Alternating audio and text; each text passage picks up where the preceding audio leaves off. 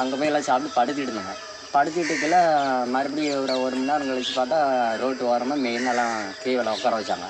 உட்கார வைக்கல வாங்க போகலான்னு சொல்லிட்டு எங்களோட வந்து ஒரு 3 பேர் போய் அவங்க முன்ன உட்காந்துக்கிட்டாங்க. உட்காரக்கெல்லாம் சரி வாங்க போகல ஏப்பாப்பாருன்னு போலீஸ் எங்களை மிரட்டினார். மிரட்டுகள் என்னென்னா எங்கள் ஆளுங்க 3 பேர் அனுப்புகிறாங்க. ஒரு போலீஸுக்காரு சரி நீங்கள் போங்கன்னு சொல்லி அனுப்பிவிட்டாங்க.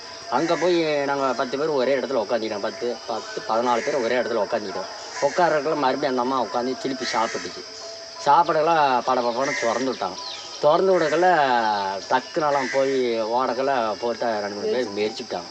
மெரிக்கையில் நாங்கள் 2-3 பேர் தூக்கி இது பண்ணி ஆட்டோ வர சொல்லி ஆஸ்பத்திரிக்கு அனுப்பிவிட்டோம். ஆஸ்பத்திரி அனுப்பி எலும்பு விட்டு போச்சு, ஆப்ரேஷன் பண்ணி சொன்னாங்க.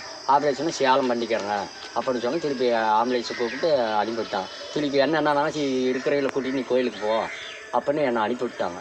அனுப்பிவிடக்கல நான் பாய்த்தோரம் சீப்பு பேசி அனுப்பிவிட்டு போகல முடிஞ்சு போச்சுன்னு எனக்கு ஃபோன் பண்ணவும் நான் எல்லாம் போயிட்டாங்க. நான் ஒருத்தனை எங்கள் பொண்ணை கூட்டிகிட்டு நான் வீட்டுக்கு வந்துட்டேன்.